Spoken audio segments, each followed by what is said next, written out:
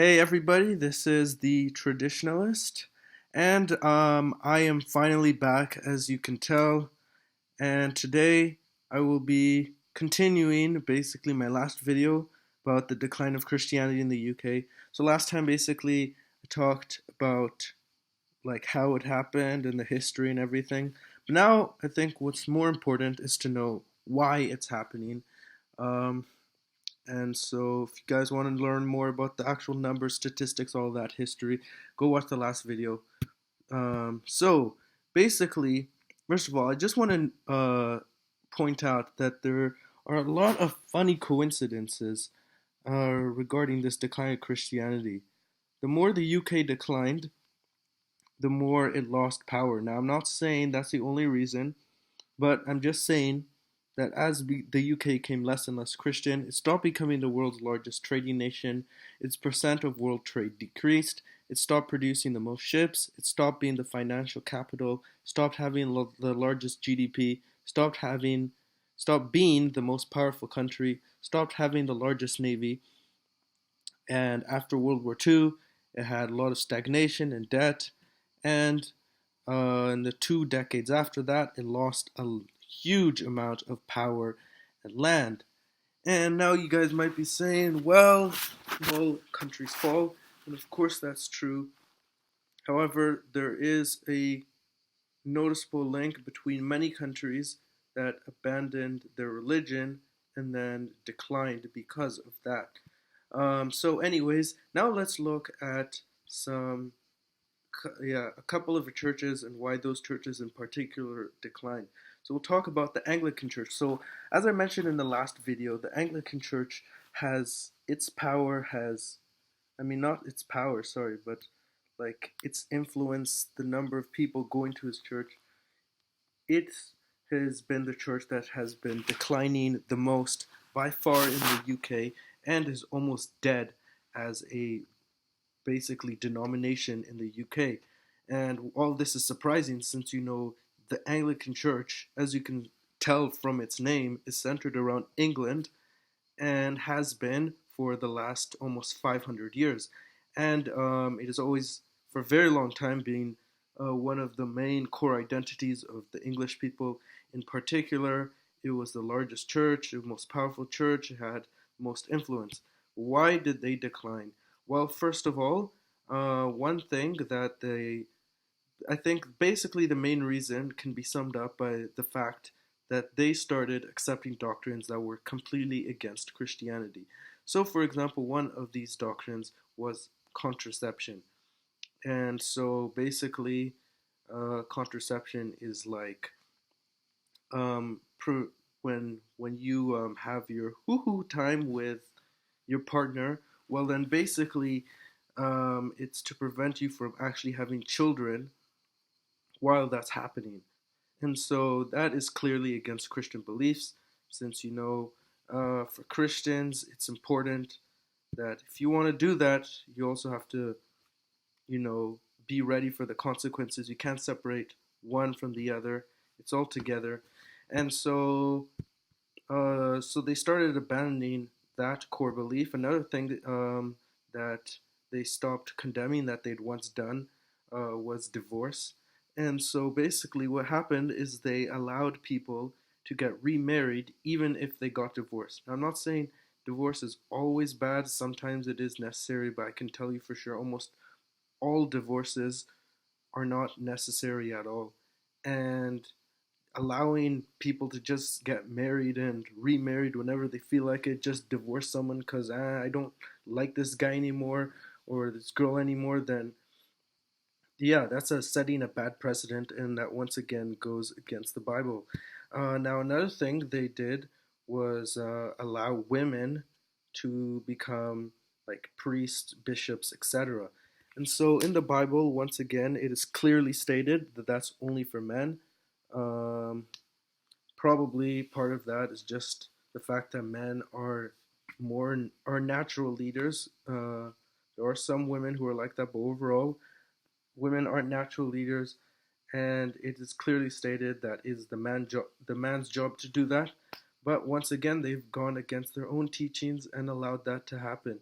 I think finally, to seal it off, um, they not only do they now just allow gay marriage, which is clearly against the Bible. I mean, all you have to do is read about Sodom and Gomorrah to know about that.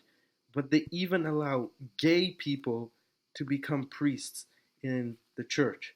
Now, of course, apart from the fact that it'd be super creepy that if your priest was gay, I think what's more important is that these people, despite openly living as sinners, are still allowed to not only just go to church and like participate in everything, but be leaders in the church. So it's like imagine someone who commits like another sin, like I don't know, adulterers or prostitutes or fornicators or something. People like that, people who commit big sins, are just allowed to not only openly go to church and not like have any sort of teaching about what they're doing is wrong, but these people are the kind of people leading the church. And so, because of the filthy gays infiltrating the church, well, now the Anglicans are on the decline. And honestly, I think that, at least in the UK, their time's up. They basically messed up their chance. And how now? Let's look at the Catholics. The Catholics, they aren't doing that well either. Not as bad as the Anglicans, but still, their stance, for example, on abortion has got a lot weaker, which is really unfortunate because, why are we even compromising with people who think that murdering your own children is a good thing? They also allow sodomy or homosexuality um, to be allowed, basically. I mean, we all know about like the pedophile priests who like rape kids, and they're also starting to allow contraception as well. And so, for all those reasons, the Catholic Church is also on the decline. The thing is, here's the thing: if you are a church, you need to stick to your own principles. Okay, you can't say that this is wrong and then suddenly actually say, oh, well, actually, this might not have been wrong the whole time. Okay, first of all, that makes you look like a hypocrite because one day you're saying that this is a sin, the next day you're saying it's not. Second, that goes completely against the Bible because the Bible doesn't change. The Bible is the same as it was when it was originally written. The books haven't changed.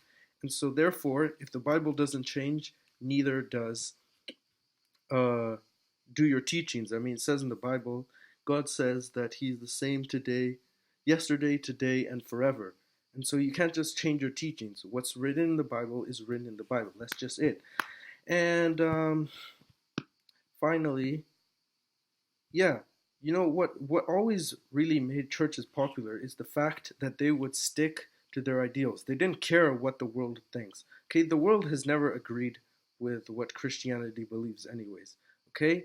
And once again, the Bible says do not conform yourself to this world. Why? Well, first of all, what the world sees as acceptable, as good, is constantly changing, especially nowadays, uh, since atheism has taken over much of the West. You know, atheists don't have any morality. I'm sorry to say it because since morality always does come from God, because if you if you say something is good or bad, you have to explain why. I mean, if you ask Christian why something's good or bad, he'll say because God says it's good or bad. Well, with atheist, you might say maybe it's the law, maybe it's society or whatever, but the law always changes, society always changes. The thing is, they have no fixed morality.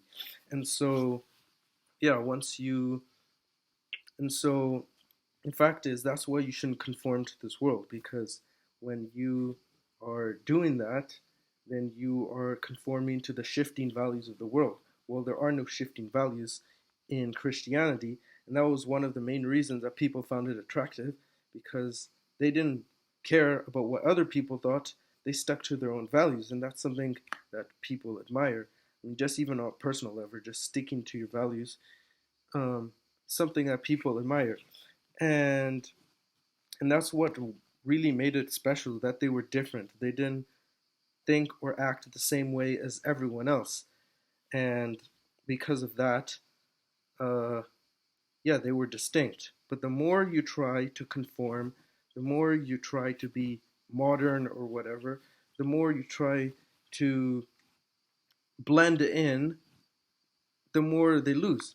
Like the Anglican Church is probably the church that's done the most to blend in, to adapt to modern values, and yet it is the church that has declined the most.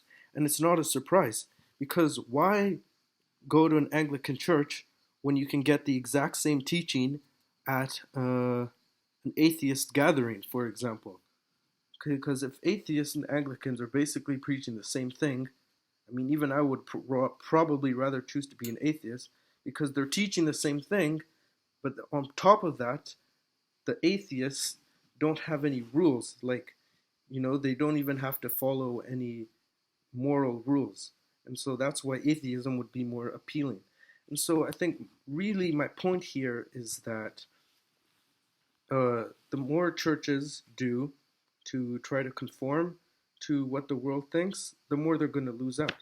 And that's why Christianity, and especially Anglicanism, has declined so much in the United Kingdom, because they have abandoned their beliefs, have accepted contraception, divorce, ordination of women, gay people, abortion, etc.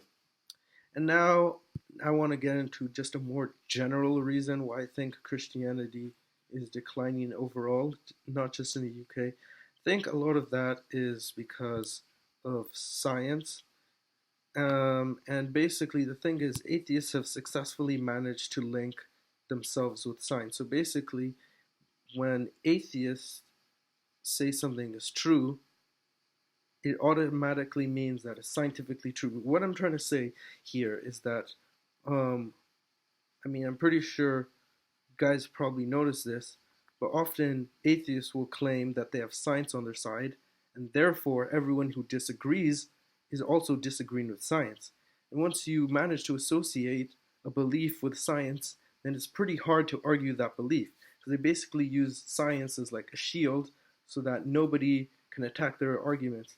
Now, I'm not going to go into too much detail about that because I can make a much longer video on that later on that will go into much more detail. Now, another thing is living standards. I think that the more living standards improve, the less people will believe in God. I think it's quite simple. Like I've noticed myself, usually when I'm having good days, I don't pray much, but when I'm having bad days, I pray a lot more. And I think it's just kind of like that, but on a broader scale. So, since we're now at a very good time, people don't see the need for God anymore. Um, and I also think another thing is because of the disintegration of communities. Whereas before, communities used to all have like a local church where they could all meet. The church basically was the community centers where everyone got to know each other.